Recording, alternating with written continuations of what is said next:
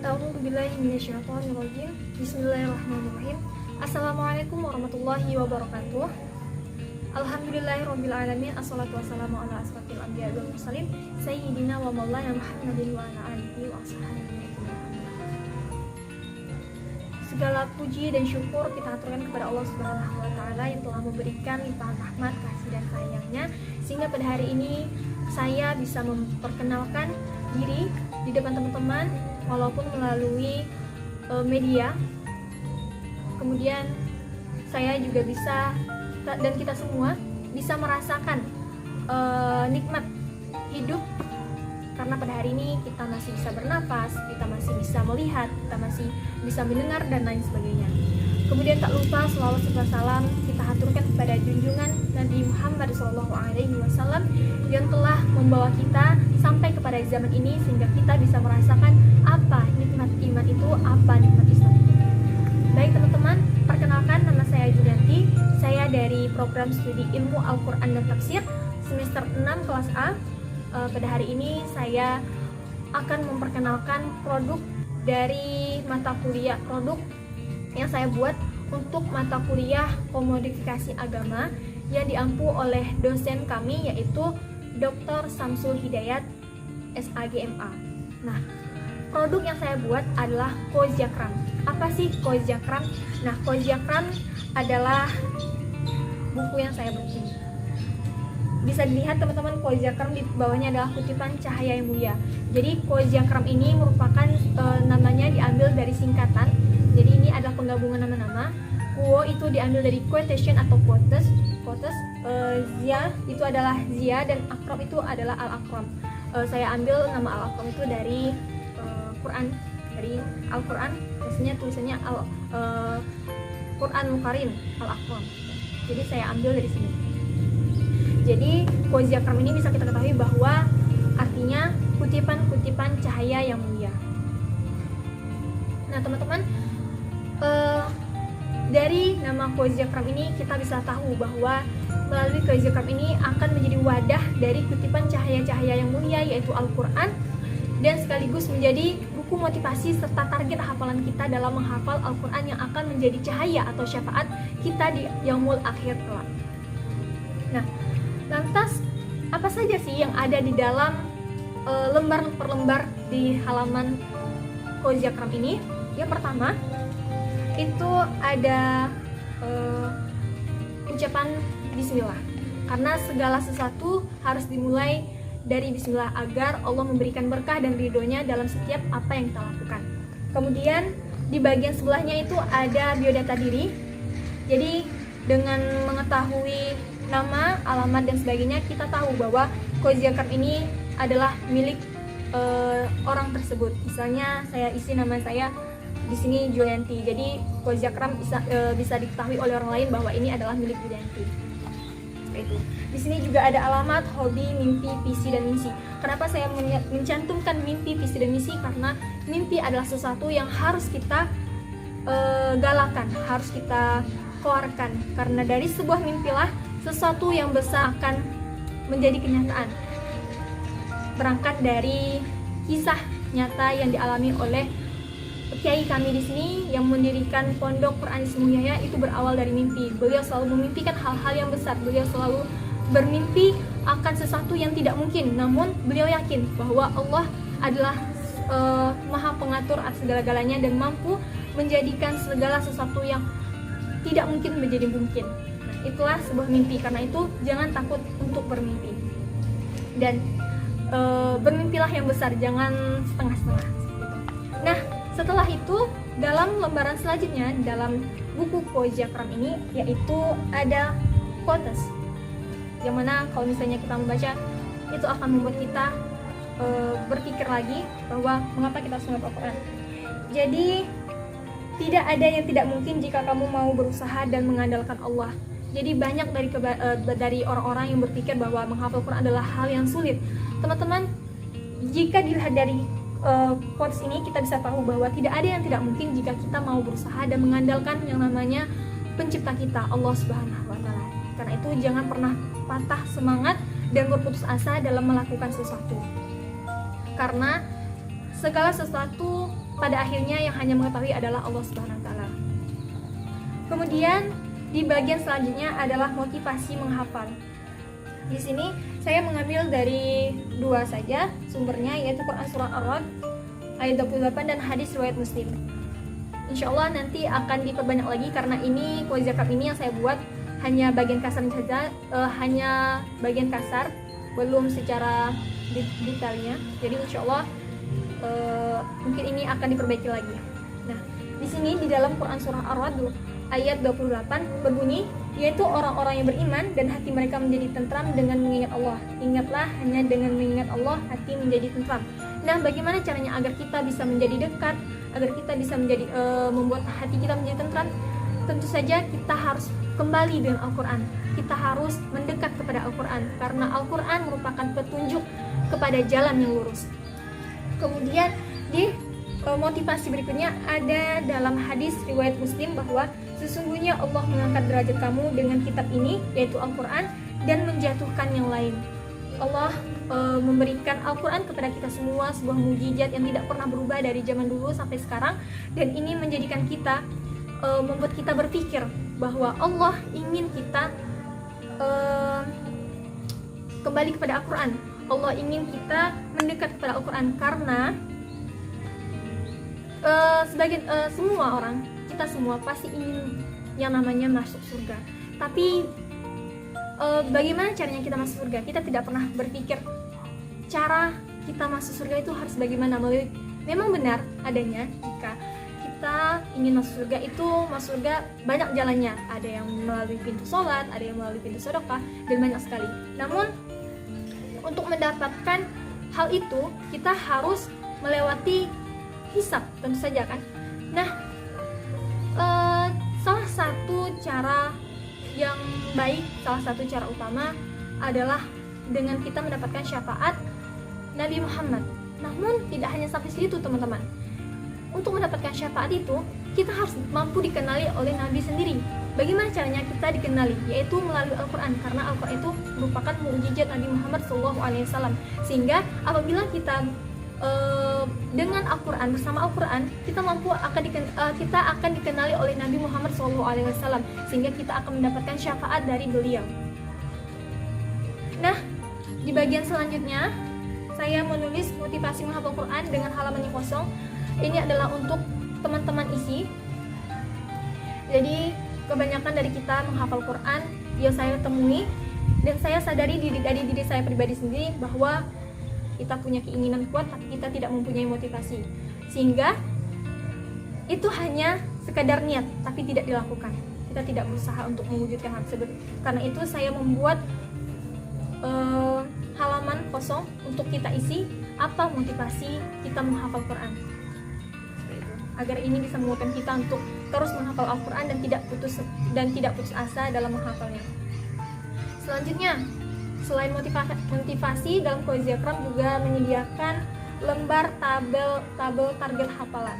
Nah, jadi di sini saya buat target per bulan, di mana satu bulan teman-teman bisa melakukannya ada yang bisa 1 juz sampai 5 juz. Ini tergantung pada keyakinan teman-teman, apakah ya teman-teman bisa yakin bahwa teman-teman bisa melakukannya. Ini teman-teman, saya mendapatkan satu kutipan, satu quotes dari Ustadz saya di sini, namanya Ustadz Ihsan Septiadi. Beliau mengatakan, jangan pernah merendahkan diri sendiri di hadapan Allah Subhanahu Wa Taala dengan menyatakan seperti ini. Saya tidak bisa menghafal Al-Quran susah. Jangan teman-teman, karena itu adalah seperti doa, seperti kan? Karena kata-kata itu melambangkan doa. Siapa tahu malaikat lewat terus diaminkan kan gitu. Jadi teman-teman terus semangat dan selalu ucapkan kata-kata yang baik, karena kata-kata yang baik adalah suatu kata-kata yang bisa memotivasi diri. Nah, di sini di dalam target per bulan ini saya cantumkan 10 hari pertama, 10 hari kedua, dan 10 hari ketiga, karena dalam 1 bulan itu ada 30 hari tentu saja. Jadi 1 juz untuk menghafalkannya, target sebulan 1 juz per bulan. Teman-teman harus mampu menyetorkan satu halaman per hari. Bagaimana caranya? Teman-teman hafalkan ziyadah dulu, setor lepas. Jadi setelah setelah hafal nih, misalnya setelah hafal Quran surah Al-Baqarah ayat 1 sampai 16 di sini itu nggak ya, dari sini ke sini aja, soalnya di sini kan pendek lah, pasti udah hafal pada semuanya sampai di halaman 16. Nah teman-teman hafalkan, itu nggak perlu sampai mutin atau benar-benar hafal, teman-teman cukup hafal kemudian setorkan. Nah ini adalah cara untuk mendekatkan diri kepada Al-Quran, mendekatkan diri, kita mengenal lebih dekat dulu, karena untuk mengetahui sesuatu, memahami sesuatu, kita harus mengenal dia dulu. Jadi kita kenal dulu, ta'arufan dulu, ta'arufan. Jadi kalau misalnya untuk mengenal dalam 30 juz ini, bagaimana caranya kita agar bisa hafal, insya Allah hafal ya, kita harus kenal dulu. Kita setor lepas, kita baca terus, kita setor lepas. Setelah itu dalam 10 hari, 1 halaman per hari setor lepas. 10 hari keduanya kita murojaah 1 halaman per hari. Jadi kurang lebih ini kayak menghafal ulang sih, tapi adalah kan setitik dua titik gitu, hafalan-hafalan setor lepas yang 10 hari pertama kita lakukan, pasti itu makin mempermudah kita dalam menghafal dalam murojaah. Kemudian 10 hari ketiganya ini adalah proses pemutkinan. Jadi teman-teman setelah melewati 10 hari pertama, 10 hari kedua, 10 hari ketiga, teman-teman makin murojaah, makin menghafalkan dengan baik, sehingga untuk menyambungkan ayat teman-teman bisa. Jika dari temannya yang lain, ayo uji mau menguji teman-teman nih, tinggal buka an-nayatasa, lalu teman-teman bisa menyambungkan an-naba'il azim gitu. Nah seperti itu juga di target per bulan 2 juz, 3 juz, 4 juz. Jadi kalau 2 juz 2 halaman per hari, kalau 3 juz 3 halaman per hari, kalau 4 juz 4 halaman per hari, dan 5 juz 5 halaman per hari. Kok banyak banget ya kalau 5 juz 5 halaman per hari. Nah itu jangan terlalu dipikirkan, berusaha dulu, ikhtiarkan bisa, insya Allah Allah permudah. Nah, menghafal Quran, ini di bawah ini ada tulisan, siapa saja yang dekat dengan Al-Quran pasti akan mulia dan memuliakan. Jadi teman-teman kalau misalnya dekat Al-Quran, kembali ke Al-Quran, bersama Al-Quran, itu tidak perlu memikirkan kehidupan dunia. Allah akan memuliakan dan mengangkat derajat teman-teman, insya Allah. Di tabel setelahnya itu ada centang ibadah. Centang ibadah maksudnya apa? Ini adalah target hafalan. Target hafalan. Jadi kalau misalnya teman-teman udah melakukan tabel target hafalan di sini 1 juz, 1 halaman setorannya, teman-teman bisa mencentang surah apa aja yang udah teman-teman hafal. Jadi misalnya An-Naba, teman-teman udah setor nih, teman-teman centang, terus kasih tanggal di sini, kasih tanggal, misalnya ini tanggal 20 ya, 20 Juni, terus tanggal 20 Juni 2021 saya telah menghafal Quran surah An-Naba, centang. Nah seperti itu. Di sini saya buat cukup untuk juz 30 dulu, juz 29 sama 28. Terus selanjutnya akan saya tambah. Nah, tambahkan nanti. Oke, insyaallah. Nah, yang selanjutnya di dalam Qoiziyakram juga ada catatan pribadi. Jadi catatan pribadi ini tulis namanya di sini, tanggalnya. Kenapa? Karena kita semua punya unek-unek kan, punya rasa kesulitan. Jadi teman-teman bisa nih nulis apa aja kesulitannya, terus apa aja motivasi, karena kan motivasi juga bisa berasal dari luar kan, bisa dari ustadznya, dari temannya. Jadi teman-teman bisa nih nulis di catatan pribadi, misalnya hari ini saya mendapatkan motivasi dari Ustadz Ihsan dan juga mendapatkan motivasi dari KYN. Nah teman-teman bisa nulis di catatan pribadi, dan apa perasaannya, apa pikirannya bisa teman-teman curahkan. Karena untuk mengekspresikan diri, salah satu hal yang bisa dilakukan adalah dengan cara menulis. Nah, untuk menulis kajian-kajian juga bisa teman-teman tulis di catatan pribadi ini. Jadi kita harus banyak-banyak menulis, mencatat, karena kata Ustadz Lutfan Ibra Alam, beliau mengutip, ikatlah ilmu dengan catatan. Jadi banyak-banyak mencatat agar ilmu tersebut terikat dan bisa mudah untuk dipahami. Nah, selanjutnya ada bagian quotes. Nah, jadi dalam Qoiziyakram ini seperti namanya Qoiziyakram, kutipan cahaya mulia, ini pasti ada yang namanya quotes. Quotes biar kita bisa semangat dalam menghafal Al-Quran. Nah, saya mengambil quotes dari kiai saya dulu, kiai di Pondok Quran Ismu Yahya yang mendirikan Pondok Quran Ismu Yahya ini, yaitu Ustadz Adi Pratama Larisindo atau dikenal dengan Ustadz Kiai EN. Astagfirullah. Jadi di sini beliau mengatakan bahwa energi Allah itu berbanding lurus dengan impian kita. Tugas kita adalah bermimpi, maka kekuasaan Allah yang akan mewujudkannya. Nah, Masya Allah kan tadi di pertama saya sudah menyatakan bahwa bermimpi besarlah, karena Allah yang akan mengetahui dan Allah yang akan mengabulkan. Karena salah satu hal yang kita lakukan adalah bermimpi, maka selanjutnya adalah berikhtiar. Nah, untuk hasil akhirnya itu kita serahkan, kita tawakalkan kepada Allah Subhanahu. Quotes kedua saya ambil dari Ustadz Ihsan Septiadi dan Ustadz Lutfan. Dari Ustadz Ihsan itu mengatakan bahwa ambil peran sesuai kemampuan. Kemudian dari Ustadz Lutfan mengatakan bahwa bangunlah visi, misi, dan mimpi setinggi mungkin. Jadi teman-teman, berkaitan lagi dengan mimpi. Jadi mimpi itu sangat besar ya teman-teman. Jadi kalau untuk sesuatu yang kita inginkan, kita harus bermimpi besar dulu. Jangan pernah takut untuk bermimpi besar. Jangan pernah. Ini masih tentang mimpi. Jadi kalau misalnya di Pondok Quran Ismu Yahya ini pasti tidak jauh dari mimpi, disuruh bermimpi besar. Di sini ini adalah salah satu proses yang saya kutip dalam presentasi untuk penerimaan santri di Pondok Quran Ismu Yahya. Jadi awal-awal saya diterima di sini, saya mengeluarkan quotes ini. Insya Allah, alhamdulillah keren quotesnya dari Ahmad Rifan. Beliau mengatakan bahwa ketika impian hanya dimiliki oleh satu orang, maka gelombang yang akan dipancarkan itu akan kecil. Namun jika impian tersebut dijamakan atau dibanyakan, maka gelombang yang dipancarkan itu akan besar karena memancar dari banyak orang. Nah, begitu juga dengan apa yang kami lakukan di sini. Kami mempunyai program Sidak Selamatkan Indonesia dan Al-Quran. Di sini kami mempunyai visi untuk mensyurgakan Indonesia dengan bervisi memberantas buta huruf Al-Quran, mendirikan pondok Quran sebanyak 6.236 pondok Quran di 114 wilayah. Kemudian di bagian selanjutnya dari Ustadz Ihsan, ini adalah quotes ajaib banget, istimewa banget. Jadi Allah itu bisa melakukan segalanya, tapi ada satu hal yang Allah tidak bisa lakukan, yaitu mengingkari janjinya. Masya Allah. Karena itu berdoa sebisa-bisanya ya teman-teman, karena yang tahu hasil akhir itu adalah Allah. Kita cukup bertawakal dengan berusaha terlebih dahulu.